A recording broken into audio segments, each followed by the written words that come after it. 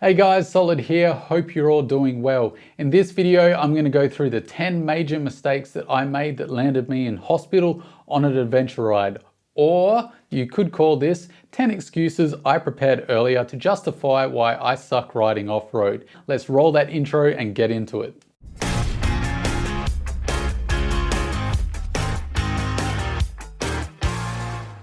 So you probably want a little bit of context on how exactly I ended up in hospital on an adventure ride. Well, me and a few mates have been planning an adventure trip to do the Holland track as well as the Woodlands track, which is a roughly 3 to 4 day trek. About 180 kilometers into the track, I got a big tank slapper. I flew over the bars, landed directly on my head. The bike did a big somersault as well and then landed on top of me, burying me in the ground good and proper, which led to a minor concussion, which I didn't actually find out I had till the next day when I checked myself into a hospital. So that's what happened. Let's get into the mistakes / excuses that led up to that accident. So the first mistake was not actually made by me, but by a mate. So what better way to start this video out than throwing your mate under the bus? So Mark, I'm sorry mate, but you did say this and I thought it was quite important to share with other viewers. So Mark took the wrong bike. Those are his own words. He said it was far too heavy for the trip. He had a KTM 690 Enduro R. Some of you might be thinking, well, that's quite a light bike. I would argue that a KTM 690 Enduro R plus the 10-litre auxiliary tanks that he had plus all his luggage, you're probably looking at close to 200 kilos. That really made the journey more difficult for him. He certainly had the hardest time of all of us. He was constantly dropping it and the bike really ruined the trip for him. I think if he had a much lighter bike and possibly a bike that was a little lower to the ground for his shorter legs, the trip would have been a lot different for him. So think about the bike you are taking. Does it complement the part of riding that you need the most help with? It's about finding a bike with compromises that suit you. So I've seen lots of guys, they buy a big comfy adventure bike thinking it'll be fantastic for the off-road. They take it off-road and it's just too big and unwieldy and there's too much weight. They can't pick it back up when they drop it, or they hurt themselves because it's such a big bike and they drop it on themselves and it causes injury. On the other end of the spectrum as well, I've seen people get light little dual sports, but they're not very confident on the road. So when they're on the road and they're in traffic riding to the destination, they're really stressed out and worried and they get scared by the wind buffeting them about because the bike's so light. So have a long think about where you need the most help with in your riding and does that bike complement that deficit.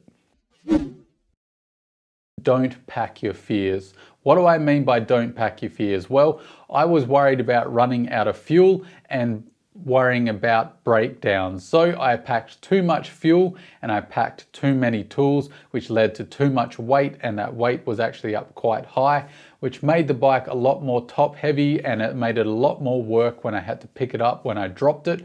And it definitely makes it harder to ride in the sand. The sand is all about gliding on top the surface, and if you've got more weight, that's harder to do. So think about what you need to pack and what you don't need to pack. This is a very hard thing to balance in adventure riding. As you want to pack enough to be safe, you need to think about your personal safety, water, food, all those things. You don't want to not pack enough with your safety items, but stuff that you don't necessarily need. Think about, do you need to take it? I've seen some interesting decisions when people go on adventure rides and what they pack. Do you need a hammer to hammer in your stakes on an adventure trip for your tent? Not really. There's plenty of rocks and sticks lying around. So I really did pack my fears, undid myself with far too much weight, and it really ruined the handling of my motorcycle. I didn't fully test my gear setup before going on this trip.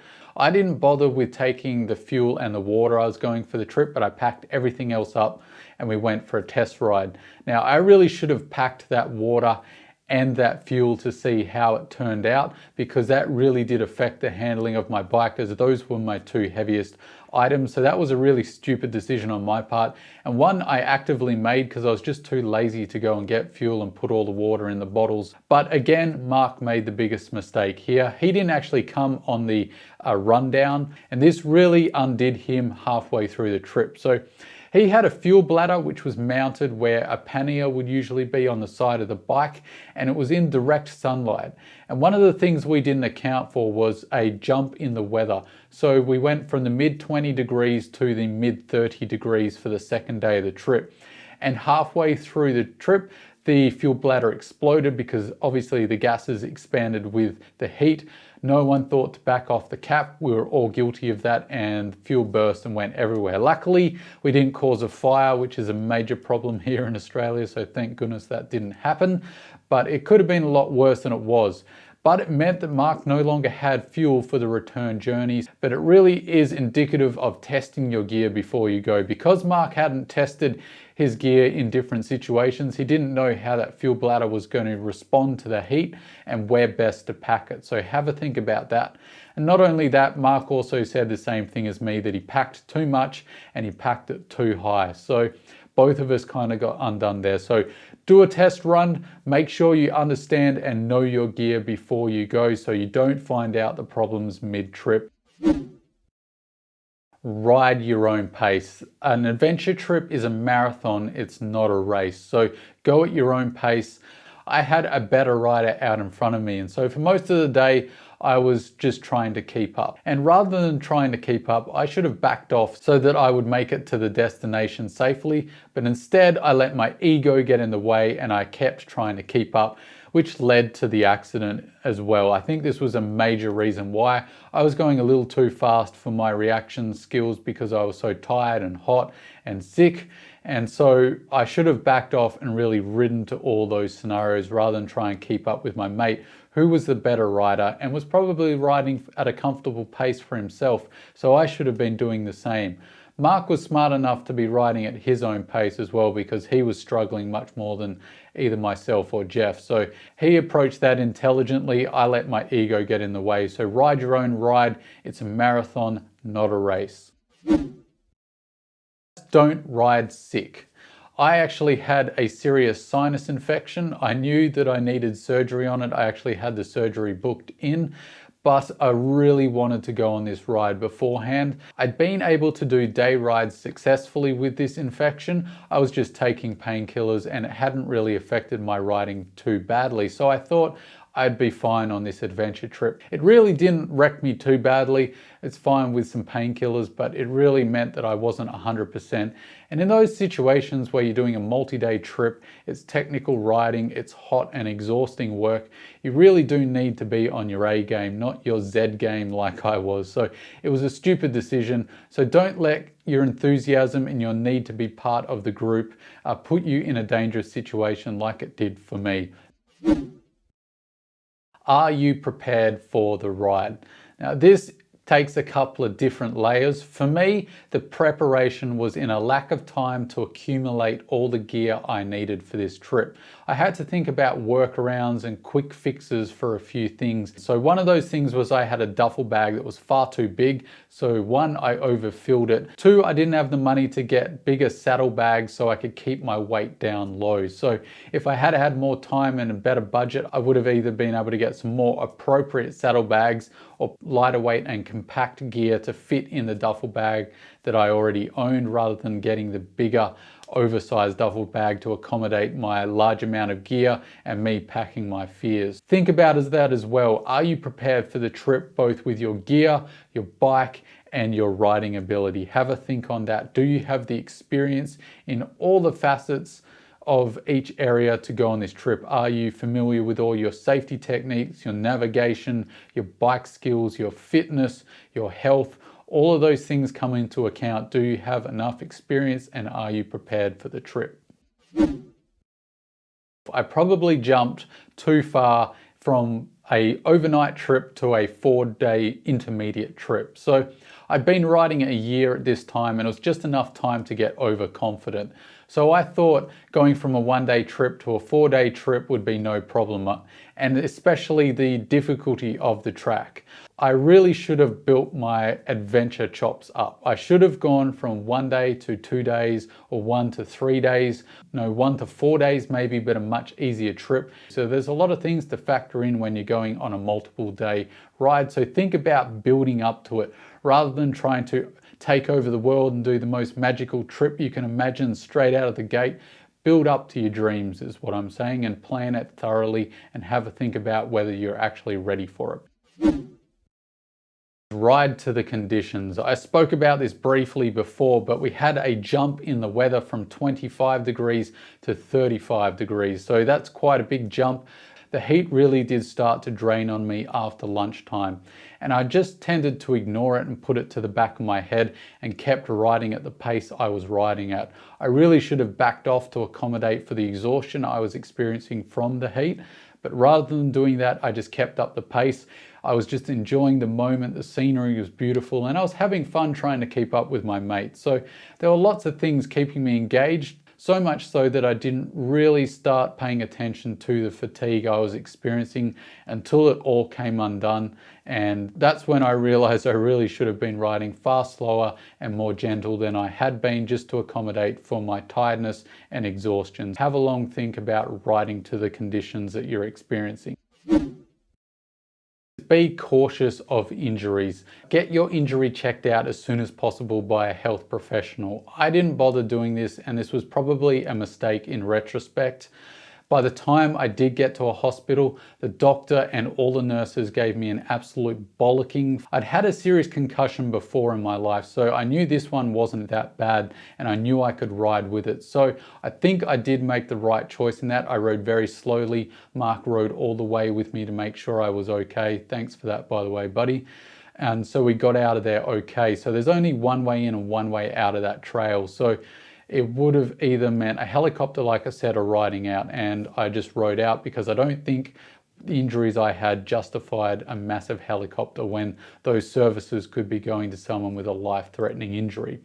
However, the mistake I made is not going to a country hospital the next day to check for spinal injuries. But given that I'd had negative experiences with country hospitals before, I decided to ride all the way back to the city, which is about 600 kilometers, which took a damn long time on a 250, I can tell you. So I wasn't feeling great anyway, so by the time I got home, my wife absolutely went nuts at me, so we went to the hospital where the doctor and both nurses proceeded to also give me an absolute bollocking for not checking into a hospital as soon as possible, because they said it could have been a real possibility that I'd had a spinal injury and not noticed, as that's a fairly common occurrence for motorcycle accidents, is damaging your spine but not actually knowing it until it's too late. So keep that in mind next time you have a fairly serious accident. Get medical help as soon as possible rather than trying to tough it out like I did, which was a bit stupid in retrospect. Knowing when to walk away or call it a day with an adventure ride. Now, we made the right call in my mind during the adventure ride. I decided to call it after that big accident that I was going to go into Coolgardie and then head back home rather than doing the next 2 days off-road. And everyone agreed, and they actually came with me. So it was a really nice moment of solidarity. Even though I ruined the guy's trip, they were much happier to chauffeur me back to the city, making sure I was okay. So it really does make a difference having good, reliable mates with you in a tough situation. And I think we made the right call there. But what we didn't do, and what I'm saying with know when to call it and walk away, is know when to walk away with the entire trip, when to postpone it and when to go through with it. So to make sense of this statement, we need to go back a month where we were practicing for this actual trip. And my mate Dave was actually on the ride. We had our luggage on the back and we were preparing for this trip. And he actually crashed and gave himself internal bleeding. And this was a very serious accident, and it wasn't exactly evident either how serious his injuries were until we got to the hospital. So that should have really given me an idea of how much I should have got medical help myself. But it just shows you can happen right in front of your face and you still don't really think it will happen to you. And Dave really wanted to go on this trip, but he said we should go without him. We all felt terribly, but we agreed to go. Now, if I had to put my hand up and said I've got a sinus infection, I think that might have tipped the balance on whether we would have gone or not, and I probably should have done that. The other factor was Mark hadn't had a chance to have some rides to blow out the cobwebs, so there were 3 factors there that really showed that we should have read the tea leaves, we should have seen the writing on the wall and postponed this trip. Have a look at the situation and ask yourself, is this really worth pushing through? And I think this was one of those trips where if we had postponed it with everyone recovered and fresh, I think it would have been a much better experience. But we learned a lot of lessons. So think about whether it's worth walking away from the trip. Not every time is worth pushing through it and making sure you're part of the ride. There's always going to be another time and another trip. So those are the 10 excuses / mistakes that I made all on one trip that ended up in me landing in hospital. I'd like to know if you've learnt the hard way as well. Chuck your experiences down below. It'll really help out the beginners in the group. And until next time, guys, don't forget to hit that like button, stay shiny side up, and I'll catch you in the next video. See you later.